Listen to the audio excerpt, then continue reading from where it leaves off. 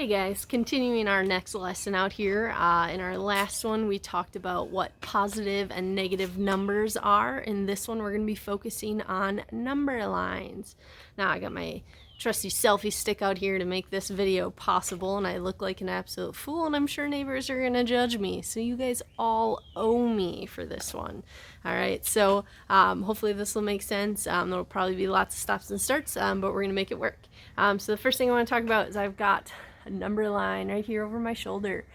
So we have, this is what we call horizontal number line because this one is going horizontally, side to side, okay? So we've talked about horizontal and vertical, and on a horizontal number line, the positive numbers are always the ones greater than 0 or the ones to the right of 0, and negative numbers are going to be the ones less than 0 or to the left of 0. Now you'll notice that other than 0, my number line doesn't have any numbers because we're kind of making do with what we have. I did not number the number line because we're going to reuse it, and I'm going to get creative about how to do some examples for that. Now, in addition to horizontal number lines, we can have vertical number lines, which is the one right here. So the thing about a vertical number line is it's just going to go vertically. It's going to go up and down instead of horizontally. You'll notice that 0 is right here in the middle, and then we have positive numbers are going to be more or above 0. Negative numbers are going to be less.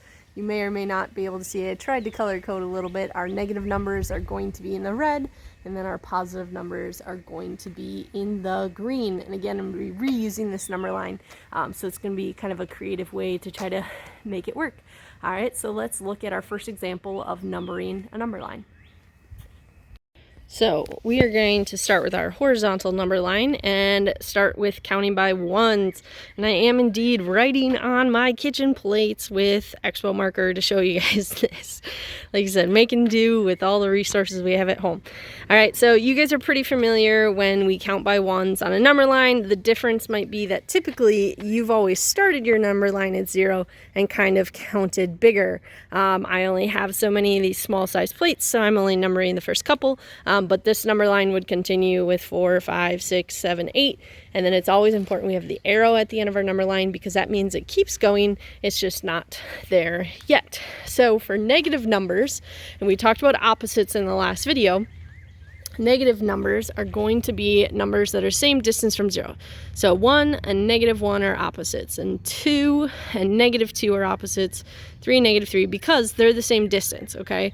To go to -2, we have to move 2 spaces. To go to +2, we move 2 spaces. You always start from 0 on an integer number line. So as these negative numbers continue, we'd have -4, -5, -6, -7, -8, -9, and that arrow to show that it keeps going. Now, when we want to graph on a number line, and you're going to see problems like graph 3 and its opposite. Okay, so the first thing I really want to talk about on a number line is when we're talking about the number 1, we mean this spot right here. Okay, not above it, not below it. Okay, 1 is represented right here on the number line, just like 2 is right here on the number line. Now we number below because when we graph, we need to use this space. All right, so when I'm saying let's graph 3 and its opposite, and this is where we get creative, I'm going to graph with my cups. All right, plates for the numbers, cups for the graphing. Okay, so now I've graphed number 3. Okay, and how you would truly graph number 3 is you'd be putting a dot right there on the number line. And then if I wanted to graph -3, I'd have to come down here and do the same thing right here. Okay, and that's kind of what my graph for 3 and its opposite would look like. Now, real life, we're not going to use plates and cups. We'd be using dots and papers and lines on our paper, okay? But this is an example of graphing 3 and its opposite. Now, if we only ever count by ones, our graph gets pretty limited, or we'd have to make it pretty big. Now, I had to spread out the numbers on my graph so that I could fit the plates between each one. All right, so in our next example, let's talk about how we can kind of use skip counting to number our graphs. Okay, for this next part, we're a little limited by how many plates I have, but it's actually perfect because it means I get to challenge you guys a little bit quicker. So I'm going to show you the entire number line. I want you to focus on kind of the numbers you see and the dashes you see.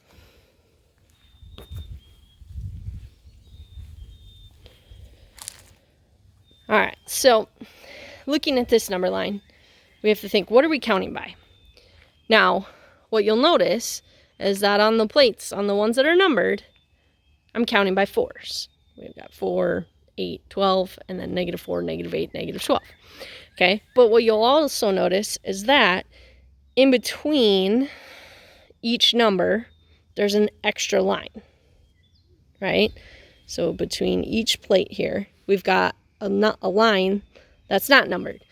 So what does that mean?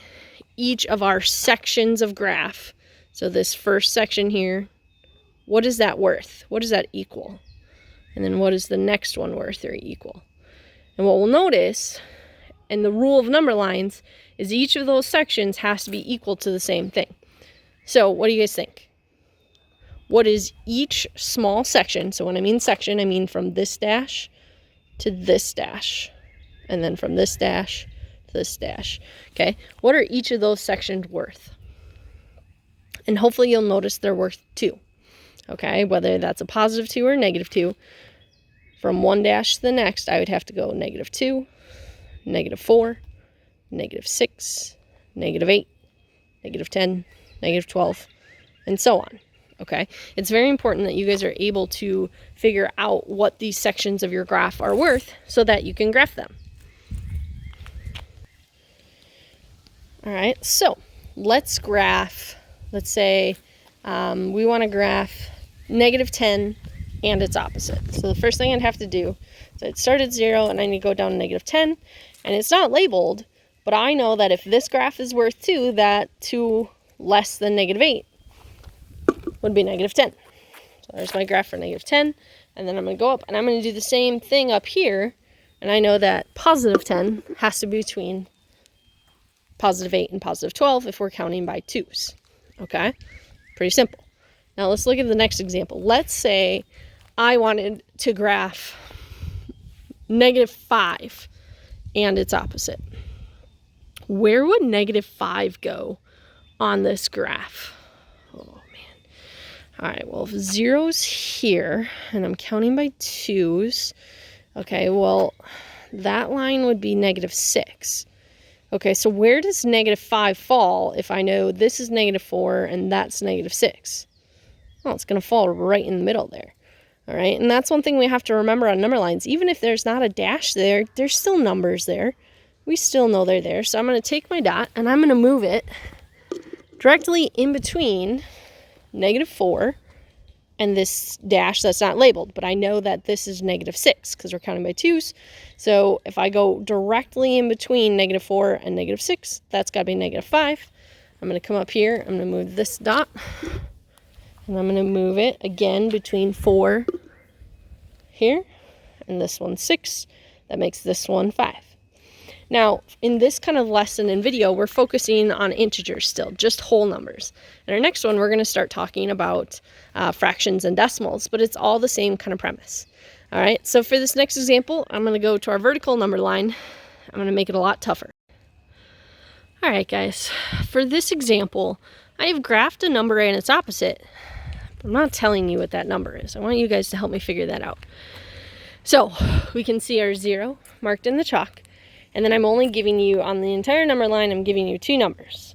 I'm telling you this one's -9, kind of coming up this way, and this one's 9. No other numbers.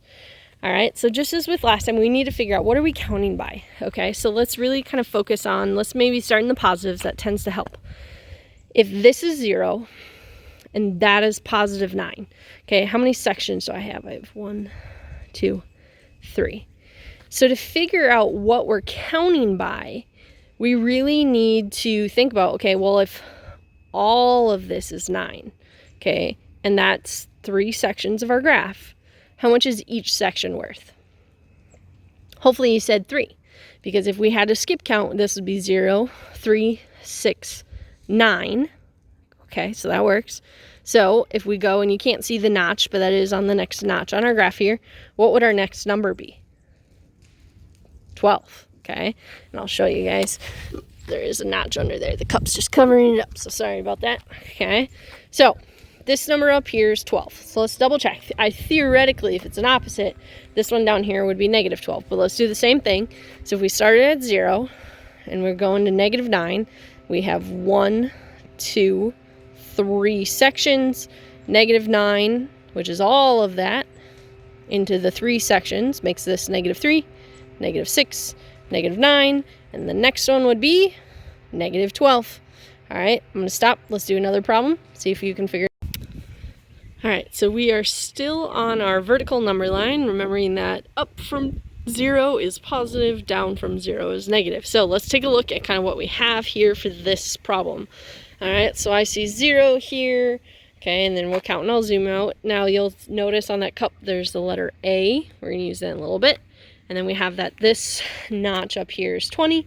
Okay, coming down this way, going below 0, you'll notice there's a B on that cup. We're going to use that in a little bit. And this one is -20. Now, for this problem, we did not graph a number and its opposites. I'm actually going to ask you guys to tell me what number or what integer is A at and what integer is B at. So we'll start with kind of the ones we're more familiar with. Let's start with positives. And we know right here is 0. Okay, and we know up there is 20. So let's count the sections between 0 and 20. So we know that there's 1, 2, 3, there's a notch there, 4, 5 sections till 20. Okay, so let's do the math, guys. If that entire distance is 20, how much is each one of these notches worth? Okay, recap, there's 1, 2, 3, 4, 5 sections between 0 and 20. So we're going to do 20 divided by 5, that equals 4. So let's count, let's check. Okay, 4, 8, 12, 16, 20. Did we get there? Yes, we did. All right, now if we backtrack again, we want to know where's A at. So again, we did that. That was 4, 8, 12. So A is at 12. Okay, so we solved A, now we need to go figure out B. Now, since this is all on the same number line, and a number line, the requirement is that you have to count by the same for every of these sections, we already know that each of these sections is worth 4. Now, if this was on a different number line, we may have counted by something differently. But let's double check. So if I start at 0, I'd have -4, -8, -12, -16, -20. So it still works out. All right, so let's take a close look at where B is. Now, what you should notice is that B is in between. It's directly in between 2 notches. So when I was counting, that was -4, -8, -12. Oh, man. All right, so it's not -8, and it's not -12. Okay, so what is B then? Okay, what number is directly in between -8 and -12? Are you thinking -10?